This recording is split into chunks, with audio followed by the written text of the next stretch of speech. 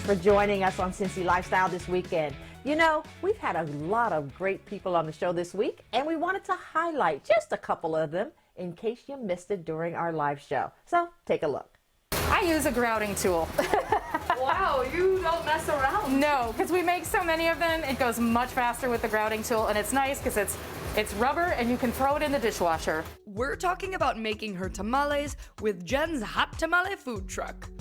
On any given week, Jen can be making dozens and dozens of tamales, along with other Latin and Peruvian-style street eats. I do all sorts of things. I do Mexican sandwiches, called tortas. I do tacos.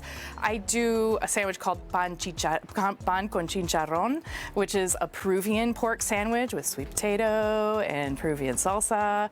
And then we also do street corn, the elotes. And then we also do something called papas a la huancaína, which is Peruvian potato salad. And getting down to the basics, a tamale is like an all-natural, pre-packaged, moist corn muffin stuffed with either meats, veggies, or whatever sparks one's fancy. I think the first thing that makes a good tamale is the batter.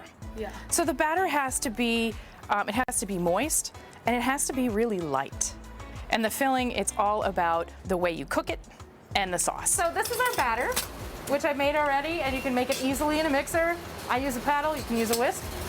The key to a good batter is to make sure when you think your batter's ready, put a little bit of it in some cold water and make sure it floats. If it floats, you're good to go. I do a lot of research too, old recipes, new recipes, and I play around with them a lot. And I really try to go for that authentic flavor and authentic, like a balance between everything. Yeah. So it's not just, all the meats are slightly sweet. No, everything tastes different, and I try to achieve that balance between, that saltiness and that nice sort of fat that you get from the meats, and some of the meats, the way you have to cook them, the way you have to render them, and then always, citrus, that nice sort of acid frame around the food, so that you get this nice balance and then a little bit of spice. All right, here we go. Wow. That is really light. Yeah. And that is really flavorful. Oh my God. I could eat like 12 of these. Oh God, the food, and it's fun. I mean, it's hard work, right? It's not really glamorous, but it's that good hard work, where you're just exhausted and you're like, okay, let's go back at it,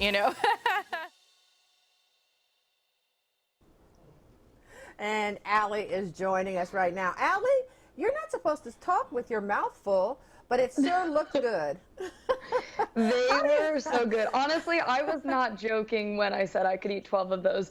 I definitely I've been to had lunch with you, Allie, and I know you're not joking.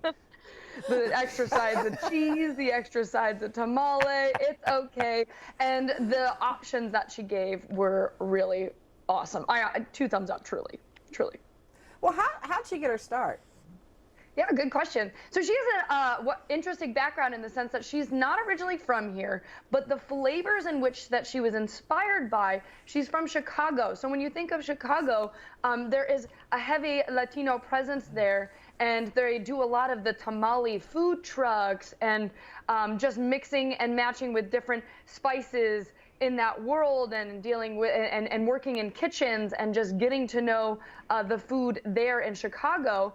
And believe it or not, when she added the Peruvian items to her menu, she was an archaeologist in Peru for quite some time. So that's kind of where she found those 2 collaborative flavors and culinary experiences. And then she ended up moving out to Cincinnati for a job that didn't work out. And she says, hey, you know what? The cost of living is cheap.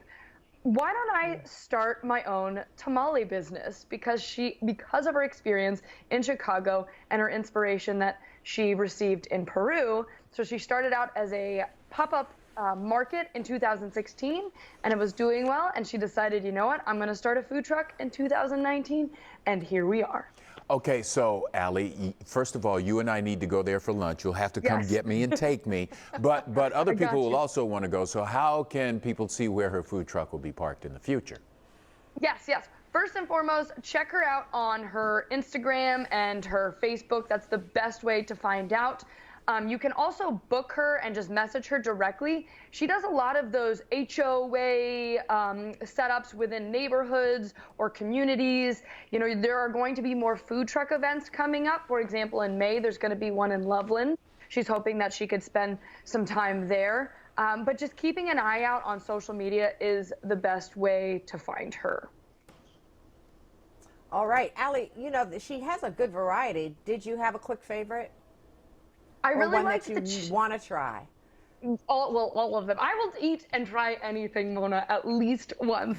So the chicken one was definitely my favorite. She makes all of the salsas herself as well. And you had the medium, the mild, and the really, really spicy one. And that's the one that, you know, apply at your own risk and don't touch your eyes afterwards. But it still was really good. So I would try them all if I could. They were genuinely really, really light and really flavorful. And, you know, it's tough to find a good tamale in Cincinnati. So I highly recommend checking it out. All right. Allie, great job as always. Thank you. Someplace new to go eat, right, Clyde? Always. Cincy Lifestyle, we'll be right back.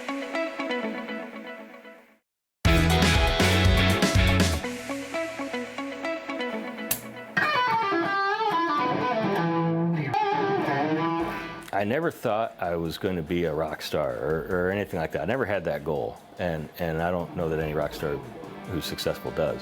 It's just I really enjoyed playing, and it was a outlet for me to just as a hobby have fun.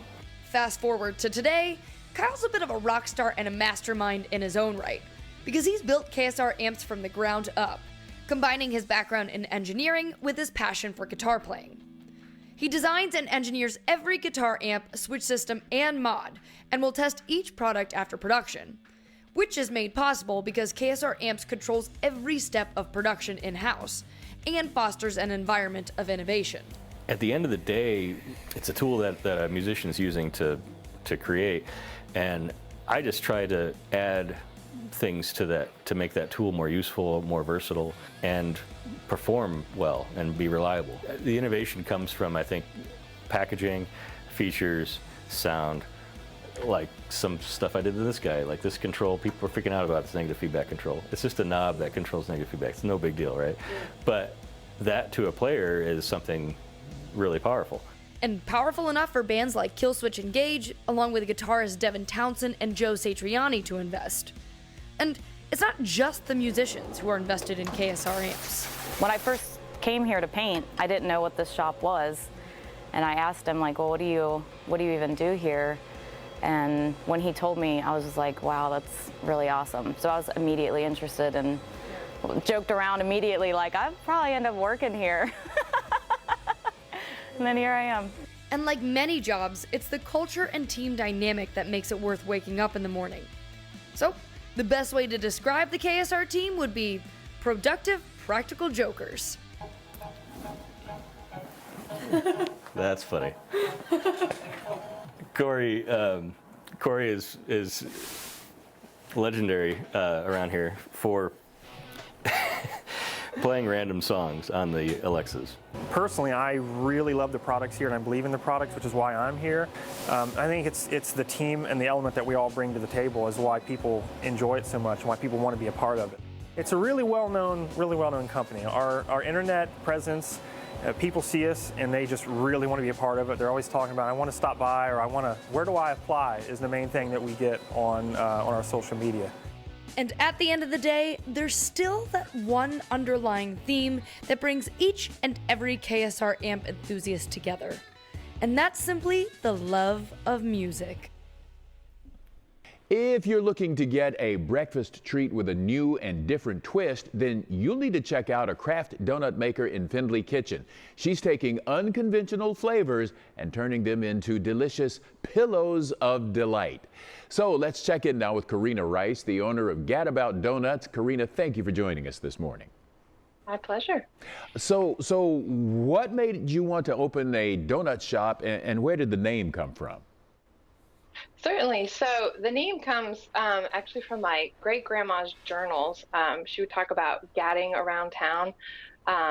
gadabouting around town, and that actually just means going around town to different social activities. And we started out as a pop-up shop, going around to different coffee shops and breweries in the Cincinnati area, and so that's where the name came from. We felt like it was a perfect fit, and we got into donuts because one of the amazing things about donuts is that just in donuts, you can do so many different flavors, and there are so many different styles of donuts. So it's kind of one thing, but there are so many things within the one thing, and the opportunities for creativity just abound. Yeah, I was noticing that on some of your social posts, such unconventional flavors as grapefruit, peppermint, Yes. and a wine, a wine poached pear fritter. So talk about how some of those came about and how they came about.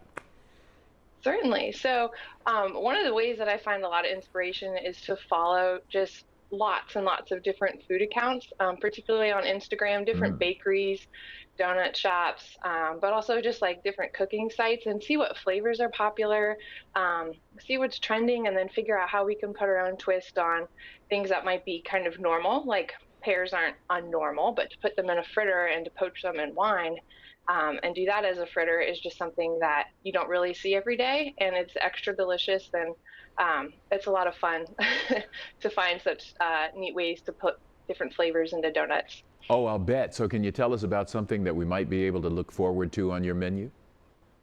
Certainly. So right now our flavor of the month is a hibiscus lime donut. So it's a brioche dough, and then it's got this bright floral hibiscus glaze, and then in the center we have a sweetened mascarpone lime. It's kind of like a heart in the center there, and it's so delicious. And then next weekend we'll also have a special with what do you call it? Baseball donuts, since opening day is coming up. Yeah. And we'll have our favorite apple fritters as well. So if people want to learn more or perhaps stop by, how can they connect with you? Certainly. So Instagram is where we're the most active. You can always see what our menu is and what our current weekly specials are. And then we are doing pre-orders right now due to the current state of things. And so you can pre-order Monday through Friday, and then pickup is on Saturday morning at Finley Kitchen. And there's a link in our Instagram bio, or it's just gadaboutdonuts.com. So excited about what you do, Karina. Thank you so much for talking to us this morning. Thank you. Well, our next guests know firsthand that parenting is a hard job. They're the comedic duo behind the social media account called I Mom So Hard. And now they've come out with a children's book. And right now I want to welcome Kristin Hensley and Jen Smedley, the authors of the book, The Meanest of Meanies. Thank you so much, ladies, for joining us. And I've got to ask, what made you decide to write a children's book? Well, we weren't going to write a novel at this point. We're too tired as moms, especially after the last year. But we wanted to write something that both kids and their parents could enjoy reading. So I think The Meanest of Meanies, a book about love, kind of does that. It sneaks in a little lesson, but it's funny for everybody. So you know what? A lot of your followers on Instagram say they love it because it's so real. And you've got this let's be real attitude. So talk about why that's important to you.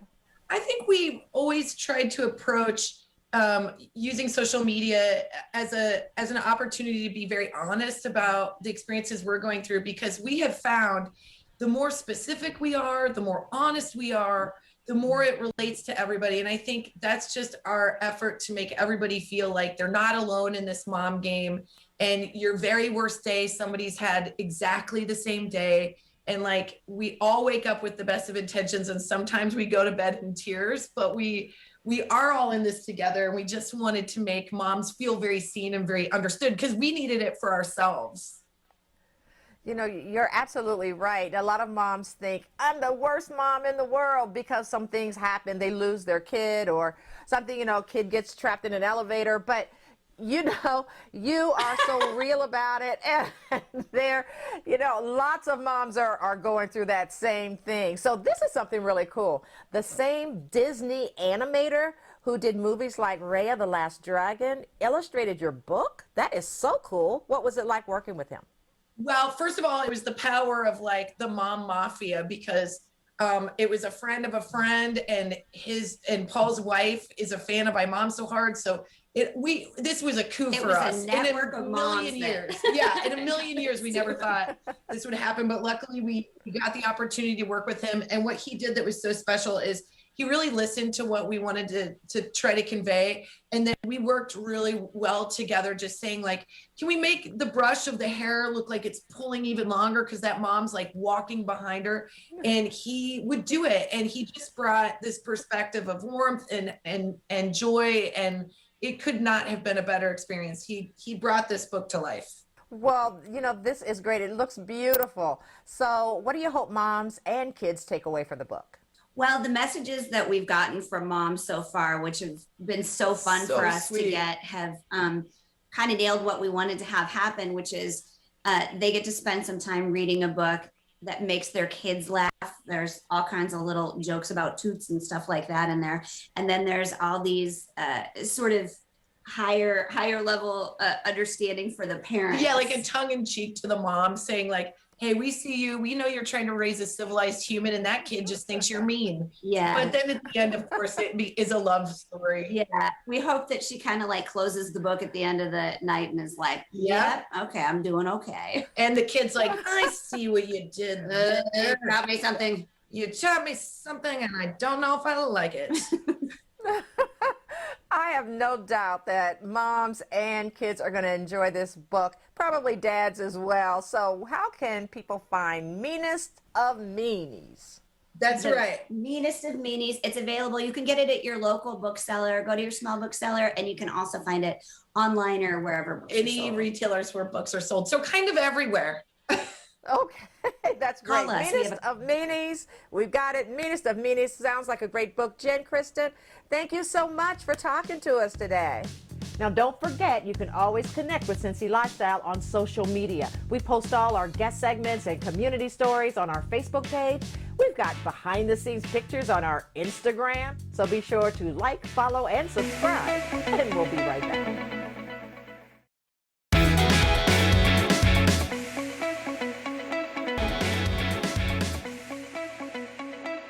The regularly scheduled 8 p.m. train on the Ohio and Mississippi Railroad left Cincinnati bound for St. Louis on May 5, 1865.